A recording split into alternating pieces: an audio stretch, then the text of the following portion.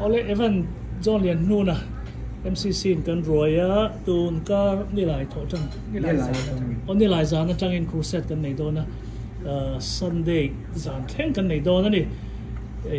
mizo chokar lut lo la Maryland na chang in chun zop char mei chun tha chang in troi rong bon le chol mi alo ni ria da chang kan MCC kan chang lo me tun ka la hian crusade kan nei do na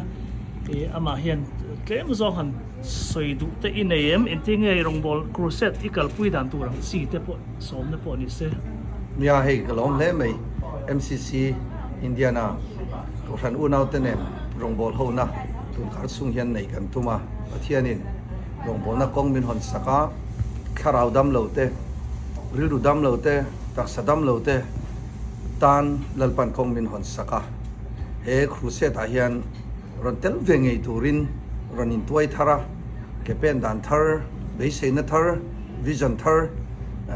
focus pathian ne na ta thar in don ngei ka ringa zantin in khom o manga